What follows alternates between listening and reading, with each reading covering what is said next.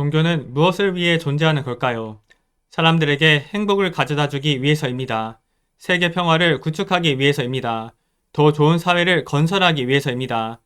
이것이 본래 종교가 달성해야 하는 사명입니다. 따라서 종교가 사람들의 고뇌나 사회 현실을 외면하고 무관심으로 일관해 버린다면 그것은 죽은 종교라고 해야 할 것입니다. 창가학계는 개개인이 신심을 함으로써 저마다 충실한 인생을 살고 그 인생을 완성시켜 승리해 가는 것을 지표로 삼고 있습니다. 다시 말해 행복을 창조하는 인격을 만드는 것이고 이것을 인간혁명이라고 말합니다. 고노 부부는 날이면 날마다 열심히 제목을 부르고 안면이 있는 사람들에게 짧은 포르투갈어와 손짓 발짓을 섞어가며 열심히 불법을 전했다. 시간이 지나면서 그들과 함께 근행하는 사람들이 생겨나고 병을 극복한 체험이나 경제고를 타개한 체험도 나오기 시작했다. 이렇게 입회자들이 생기있게 되살아나는 사실을 보고 신심하는 사람들이 늘어갔다. 그때부터는 고노 부부가 무엇을 말하고자 하는지를 이해하고 대신 말해주는 멤버도 나왔다. 다시 말해 부부의 짧은 포르투갈어를 통역해주는 사람이 생겨난 것이다. 이리하여 일본계 사람 외에도 브라질 사람들이 점차 신심하게 된 것이었다. 중요한 것은 처음에 한 결의를 잊지 않고 하루하루를 오늘도 전진했다, 승리했다고 하는 후회 없는 힘찬 역사를 자신의 몸에 엮어가는 것입니다. 그러므로 오늘 무엇을 할 것인가, 지금 무엇을 하는가를 스스로에게 끊임없이 물어가며 필사적으로 도전하고 끝까지 행동으로 옮겨가는 것입니다. 불법은 자신의 일념 속에 대우주의 모든 법이 담겨져 있음을 가르치고 있다. 그렇기 때문에 바로 한 사람의 위대한 인간혁명은 이윽고 한 나라의 숙명도 전환시킬 수 있고 나아가 전 인류의 숙명까지도 전환시킬 수 있는 것이다. 그러므로 일체의 결과를 가져오는 원인은 자기 자신에게 있다고 받아들이는 것이 불법자가 가져야 할 삶의 자세라고 말할 수 있다. 사이키 부부는 브라질의 흑이 되어 생애를 마칠 결의를 굳히고 있었다. 그리하여 마침내 1974년 7월 염원하던 브라질 국적을 취득할 수 있었다. 사이키 야스히로라는 이름도 호나우도 사이키로 바꾸고 아내 세스코도 글로리아 사이키로 정했다. 이 무렵부터 브라질로 건너간 일본계 멤버들 대부분이 브라질 이름을 갖게 되었다. 그것은 브라질 사회에 적극적으로 융화하려는 결의의 표현이었다. 기시베는 1913년 오키나와 나고에서 태어났다. 농림학교를 졸업하고 농업시험장에 취직하여 농목축업 시차를 위해 아르헨티나에 건너간 것이 그가 남미 땅을 처음 밟게 된 계기였다. 남미의 풍광에 반한 기시베는 그대로 일본에 돌아가지 않았다. 형이 페루의 리마에 살고 있었기 때문이었다. 형과 함께 리마에 살게 된 기시베는 처음엔 형의 이발소를 도왔다. 하지만 형이 이발소를 그만두자 그들 형제는 힘을 합쳐 우유 배달업을 시작했다. 그러고는 1945년 2월 일본계 2세인 로살리아와 결혼했다. 이해 2월에 페루가 일본에 선전포고를 하여 반일 감정이 강한 시대여서 불안 속에 제2의 인생을 시작했다. 전쟁이 끝나자 기시베는 철물점을 경영하는 한편 미국에서 하수도용 강관을 수입하여 판매하는 일을 시작했다. 이것이 데이트였다. 비센테 세이켄 기시베의 사업은 성공한 듯 보였다. 그러나 순조로운 시절은 오래가지 않았다. 어느 날 계약 서류를 제대로 확인도 안 하고 가벼운 마음으로 사인을 한 것이 큰 화를 불러왔다. 사기꾼들이 작성한 가짜 계약서였기에 그는 엄청난 피해를 입게 되었다. 게다가 페루 사회의 심한 인플레 현상으로 엎친 데 덮친 격이 되었다. 사업이 실패하자 막대한 빚만 남아 완전히 궁지에 몰렸다. 설상가상으로 장녀는 관절염, 장남은 천식, 셋째는 간지를 앓고 있었다. 당장 먹고 살 것도 없는 처지에 아이들의 약을 산다는 것은 불가능했다. 병으로 괴로워하는 아이들을 보면 몹시 불쌍하여 자신이 한심스러웠다. 이제까지 돌봐준 친구들도 멀어져만 갔다. 그때 기시베는 이미 40대 후반이 되어 있었다. 페루에 와서 20여 년 동안 쌓아올린 인생의 모든 것이 발밑에서 와르르 무너져가는 느낌이 들었다. 돈을 마련할 길이 없어 잠자리에 들어도 악몽으로 가위 눌리는 날이 계속되었다. 절망감에 빠진 그는 2번이나 자살을 기도했다. 한 번은 리마 교회의 해안 벼랑에서 뛰어내렸다. 중상을 입었으나 죽지는 않았다. 두 번째는 고속으로 달리는 버스에서 뛰어내려 죽으려 했다. 그러나 이번에도 역시 자살은 미수로 끝나고 말았다. 어떻게든 가족들을 먹여 살리기 위해서 아내 로살리아는 아버지와 동생이 빌려준 자금으로 미용실을 차렸다. 그 무렵 기스베는 고향 오키나와에서 같은 중학교로 나온 동창생의 제안으로 지나 마사요시의 집에 가서 불법 이야기를 들었다. 진지하게 신심을 면려하면 어떠한 고뇌도 반드시 해결할 수 있습니다. 이렇게 단언하는 진아의 확신에 감동을 받은 기시베는 즉석에서 사인을 하고 입회를 결정했다. 1962년 3월의 일이었다. 그 이야기를 들은 아내 로살리아는 안색이 변했다. 여보, 왜 또 생각 없이 사인을 했어요? 확실하게 알아보지도 않고 경솔하게 사인을 했다가 우리가 무슨 꼴을 당했는지 잊었어요? 막대한 빚을 안게 된 것도 원래는 남편이 안이하게 서류에 사인을 했기 때문이었다. 이에 넌더리도 내지 않고 정체를 알 수 없는 종교에 입회하는 서류에 또다시 사인을 하고 돌아온 남편에게 로살리아는 화가 났다. 로살리아는 기원하는 것만으로 문제를 해결할 수 있다고 가르치는 종교는 애당초 속임수임이 뻔하다고 생각하고 있었다. 그래서 남편이 창가학회에 들어가는 것을 찬성하지 않았다.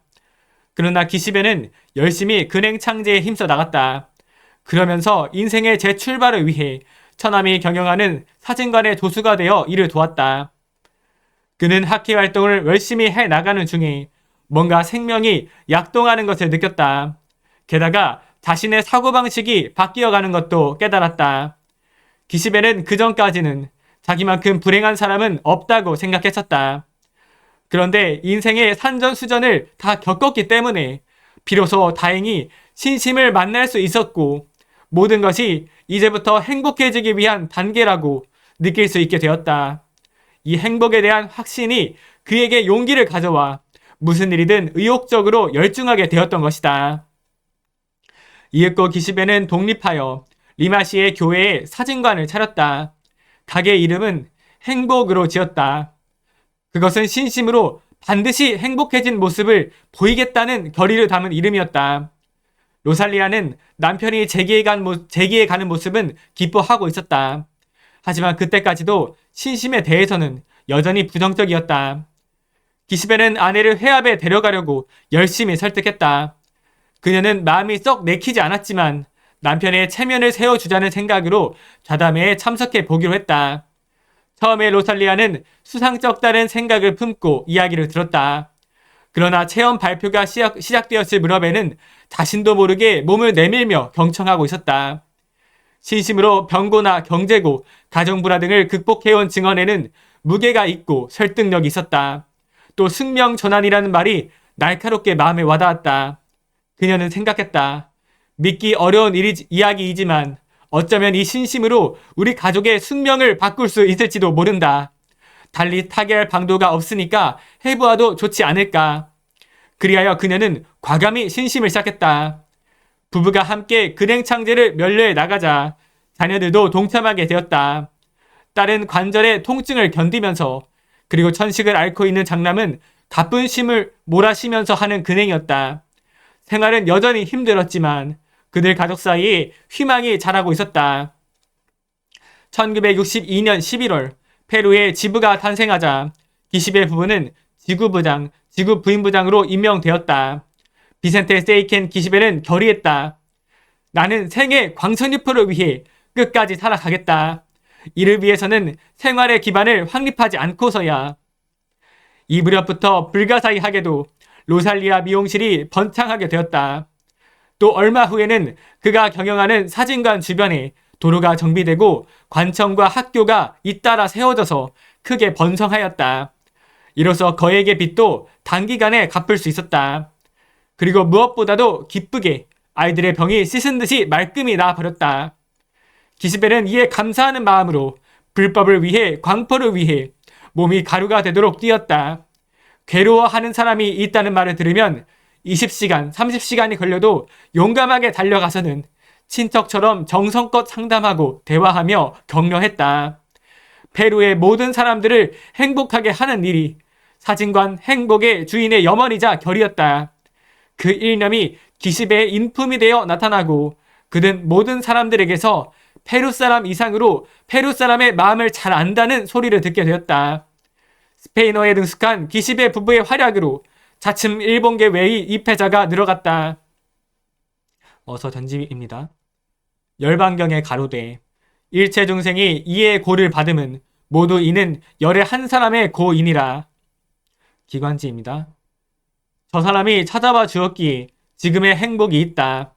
그때 받은 지도와 격려로 힘을 낼 수 있었다며 사람들이 고마워하는 인생이야말로 광선유포를 위해 살아가는 용자의 영예이다. 남편이 사기를 당하며 억대의 빚더미에 올라앉았다. 자신과의 싸움에 돌입했다. 어려움을 맞닥뜨린 한 사람 한 사람을 찾아가 자신의 상황을 진솔하게 터놓고 함께 이겨내자고 격려했다. 상냥함은 사람으로서 가장 사람답게 살아가는 자세이며 인격입니다. 라는 이케라 선생님 지침을 마디로 이웃 한 사람 한 사람에게 애정을 갖자고 정했다. 스치는 인연도 소중히 여기며 애정을 쏟았다. 우연히 만난 이에 짐을 집까지 들어주기도 하고 골목에 앉아있는 이에 말동무가 되어주기도 했으며 편찮은 어르신을 병원에 모시고 가기도 했다.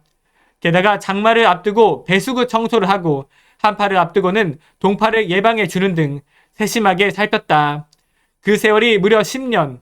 월양치와 마음을 나눈 이들 대부분이 한국 SGI에 입회해 함께 신심을 실천하는 벗이 되었다.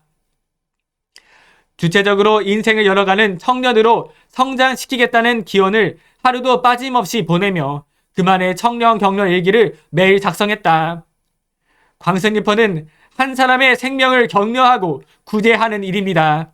한 사람의 행복이 사회의 번영과 세계 평화로 이어집니다. 이날 독서는 매트 스튜어트의 위험한 경영학을 읽었습니다.